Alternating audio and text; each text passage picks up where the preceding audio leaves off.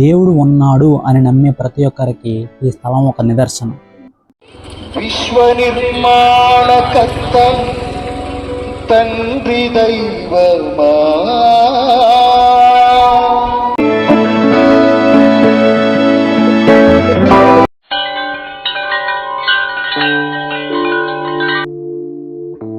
గౌరీపట్నం ఇదొక పుణ్యక్షేత్రం. ఈ పుణ్యక్షేత్రానికి దర్శించుకోవాలంటే ఖచ్చితంగా నిర్మలగిరి అనే పేరుతో ఉన్న ఈ చర్చిని అయితే చేరుకోవాల్సి వస్తుంది. ఇది ఒక అద్భుతమనే చెప్పాలి. ఈ ఎంట్రన్స్లోనే ఇక్కడ ఉన్న మర్రితల్లిని ఫస్ట్ వచ్చిన వాళ్ళందరూ కూడా దర్శించుకుంటూ ఉంటారు. ఈ మర్రితల్లికి ఇక్కడ ఉన్న స్థలానికి ఒక చరిత్ర ఉంది. ఆ చరిత్రను తెలుసుకోవాలంటే రాజమండ్రి దగ్గరలో ఉన్న ఈ గౌరీపట్నాన్ని మేము చేసుకోవాల్సి వస్తుంది. ఇక్కడ ఉన్న వాటిల్లో మరీ పవిత్రంగా భావించే ఈ జీసస్ క్రాస్ దగ్గర వెళ్ళాలనుకుంటే ప్రతి ఒక్కరు కూడా క్యాండిల్స్ తీసుకుని, ఏవైతే క్యాండిల్స్ ఇక్కడ ఉన్నాయో అవన్నీ తీసుకుని ఈ క్రాస్ దగ్గర పెట్టి వాళ్ళ ప్రార్థనని, వారి మొరల్ని, వాళ్ళకి కావాల్సిన కోరికల్ని సార్థకం చేసుకోవడానికి ప్రార్థిస్తూ ఉంటారు. ఇది ఒక గొప్ప కథనకమే చెప్పాలి.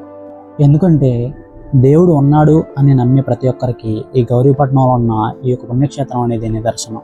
ఇక్కడ వచ్చిన వాళ్ళకి గొప్ప గొప్ప మహిమలు, అద్భుతాలు జరుగుతున్నాయని ఇక్కడ ఉన్న స్థల పురాణం. ఇక్కడ వచ్చిన ప్రతి ఒక్కరు వాళ్ళ జీవితాల్లో ఉన్న చీకటిని పోయి వెలుగుగా కావాలని చెప్పేసి క్యాండిల్స్ యొక్క వెలుగుతో ప్రార్థన చేస్తూ ఉంటారు. ఇది చూడడానికి ఒక గొప్ప నిదర్శనంగా ఉంటుంది.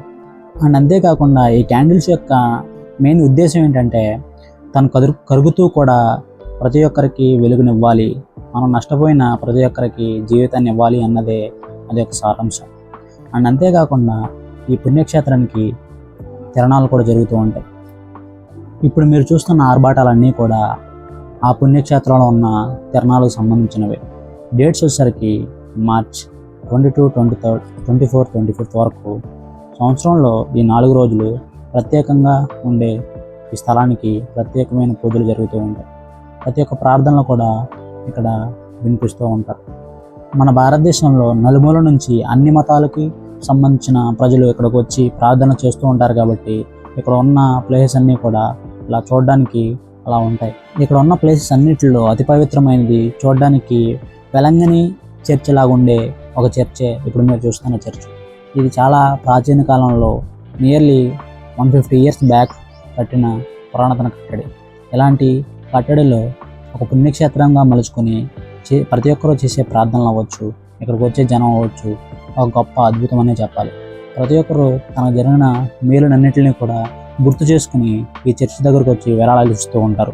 అండ్ అంతేకాకుండా ఇక్కడ బాగా నచ్చిన అండ్ అలాగే అందరూ ఇష్టపడే ప్లేస్ ఏదైనా ఉందంటే ఇప్పుడు మీరు చూసే మందిరాలు.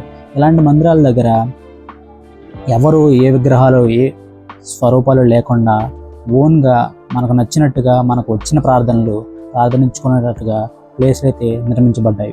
ఆ ప్లేస్ని మీరు ఇప్పుడు చూడడానికి సిద్ధంగా ఉండండి. ఇదే నేను చెప్పిన ప్రార్థనా మందిరం. ఈ ప్రార్థనా మందిరంలో ఏకాంతంగా వెళ్ళి మన ప్రార్థనలు అనేవి దేవుడికి మొరబెట్టుకోవచ్చు. అందుకనే ఇది ఒక పీస్ఫుల్ నేచర్కి మనకు కావాల్సిన అట్మాస్ఫియర్ని అందజేస్తూ ఉండే ఒక పుణ్యక్షేత్రం అని చెప్పాలి. ఈ పుణ్యక్షేత్రంలో మెయిన్ రీజన్ అయిన మర్రితల్లి. ఈ మర్రితల్లి దేవుడు భూమి మీదకి రావడానికి మధ్యలో ఒక దేవునికి ఒక రాయబారిలా, ఒక వాహనంలా ఉపయోగపడిన పుణ్యతల్లి. ఇలాంటి పుణ్యతల్లిని ప్రార్థన చేస్తూ దేవుడికి మన మొరలు ఈ తల్లి ద్వారా చెప్పడమే ఈ చర్చి యొక్క ముఖ్య ఉద్దేశం. ఇలాంటి చర్చిలు మన ఇండియాలోనే చాలానే ఉన్నాయి. కానీ ఈ చర్చికి ఒక ప్రత్యేకత ఉంది. ఆ ప్రత్యేకత ఏంటంటే 90 ఏకర్స్లో విస్తీర్ణంలో ఉన్న ఒక ఫారెస్ట్లో ఈ చర్చిని అయితే కట్టడం జరిగింది.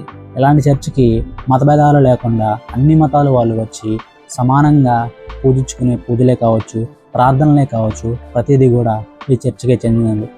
దేవుడు ఉన్నాడు అని నమ్మే ప్రతి ఒక్కరికి ఈ స్థలం ఒక నిదర్శనం.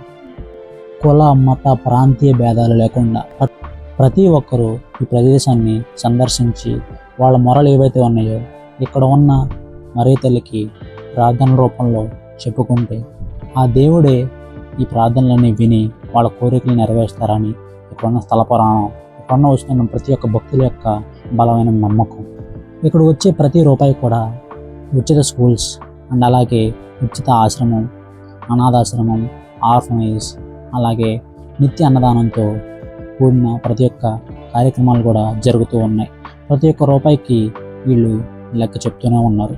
ప్రతి ఒక్క రూపాయిని కూడా అనాథలకు లేదా నిత్యాల దానంకు లేదా స్కూల్స్కు, ఆర్ఫనేజ్కు, కాలేజ్కి ఖర్చు పెడుతూనే ఉన్నారు. అలాగే నిత్యం ఇక్కడ మన దేశంలో, మన రాష్ట్రంలో, మన ప్రపంచంలో, మన చుట్టూరు, మన చిన్న చిన్న గ్రామాల్లో కూడా ప్రతి ఒక్కరూ క్షేమంగా, ఆనందంగా, ఆరోగ్యంగా ఉండాలని ప్రతిరోజు, ప్రతి ఆదివారం ఇక్కడ ప్రార్థనలు జరుగుతూనే ఉంటాయి. ప్రతి ప్రార్థనలో కూడా ఎవరైనా ఎప్పుడైనా పాల్గొవచ్చు. ఇక్కడ వచ్చే వాళ్ళు చాలా ఎక్కువ మంది కూడా కుల మతాల భేదాలు లేకుండా రావడమే కాకుండా ఇక్కడ వచ్చిన తర్వాత వాళ్ళకి తీరిన సమస్యలను అనుకరించి వాళ్ళు మొక్కులైతే చెల్లిస్తూ ఉంటారు. ఈ క్రాస్ వరకు కూడా మోకాళ్ళ మీద నడుస్తూ వస్తూ ఉంటారు చాలామంది కూడా. మోకాళ్ళ మీద అక్కడ వరకు రావడానికి మెయిన్ ముఖ్య ఉద్దేశం ఏంటంటే తనను తాను తగ్గించుకొని ఏ ఉద్దేశం, ఏ మనస్పార్థాలు, ఏ కోపం తాపం అలాంటిది ఏమీ లేకుండా ఆ క్షణం చివరిగా మెట్టిని రీచ్ అయ్యేంత వరకు కూడా నియర్లీ 165 స్టెప్స్ ఉంటే ఆ స్టెప్స్ ప్రతి స్టెప్ స్టార్టింగ్ నుంచి ఎండింగ్ వరకు కూడా ఆ చివరి మెట్టు వరకు కూడా కోపం, ద్వేషం, అలాగే మనిషిలో తనను తాను తగ్గించుకుంటే హెచ్చించబడతాడు అనడానికి ఈ యొక్క ప్రదర్శన ముఖ్య ఉద్దేశం. ఈ పుణ్యక్షేత్రాన్ని చేరుకోవాలంటే ఆంధ్రాలో ఉన్న రాజమండ్రిని అయితే మీరు చేరుకోవాల్సి వస్తుంది. రాజమండ్రి నుంచి 27 కిలోమీటర్స్ డిస్టెన్స్లో ఉన్న గౌరీపట్నం అనే చిన్న గ్రామంలో ఒక ఎత్తైన కొండ మీద ఈ చర్చిని అయితే మనం చూడవచ్చు. ఈ చర్చిని గౌరీపట్నమే కాకుండా ఈ గౌరీపట్నంలో ఉన్న కొండ మీద ఉంది కాబట్టి నిర్మలగిరిగా దీన్ని పిలుస్తూ ఉంటారు. ఇది ఒకవేళ ఏలూరు నుంచి వచ్చినా లేదా విజయవాడ నుంచి వస్తే 175 కిలోమీటర్స్, ఏలూరు నుంచి వస్తే 75 కిలోమీటర్స్ డిస్టెన్స్లో ఉన్న ఒక పుణ్యక్షేత్రం. మన ఆంధ్ర, తెలంగాణ కాకుండా విదేశాల నుంచి, మన దేశం నుంచి కూడా కులమత భేదాలు లేకుండా ప్రతి ఒక్కరూ వచ్చి చాలామంది సందర్శిస్తూ ఉంటారు ఈ ప్రదేశాన్ని. అలాగే మన దేశంలో, మన రాష్ట్రంలో, మన జిల్లాల నుంచి ఎంతమంది వెళ్ళారో ఈ వీడియోలో చూసిన ప్రతి ఒక్కరు కూడా ఆల్రెడీ వెళ్ళి ఉంటే కామెంట్ సెక్షన్లో కామెంట్ చేయండి, లేదా వెళ్ళాలనే ఉద్దేశం ఉంటే అలాగే కామెంట్ సెక్షన్లో కామెంట్ చేయండి. దాన్ని బట్టి ఎంతమంది ఈ ప్లేస్ని సందర్శించారనేది కూడా ఒక అవగాహన.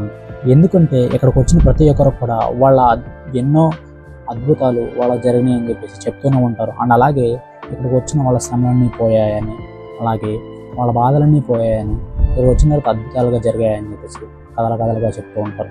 వచ్చిన ప్రతి ఒక్కరు కూడా రిపీటెడ్గా వస్తూ ఉంటారు ఒక అద్భుతాలని మరికొన్ని అద్భుతాలుగా మార్చుకోవడానికి. ఈ పుణ్యక్షేత్రం ఒక మతంలా కాకుండా దేవుడు ఉన్నాడు అని నమ్మే ప్రతి ఒక్కరికి ఒక పుణ్యక్షేత్రంగానే భావించబడుతుంది. ఎందుకంటే కులమత భేదాలు లేకుండా రావడమే ఈ చర్చ్ యొక్క ముఖ్య ఉద్దేశం.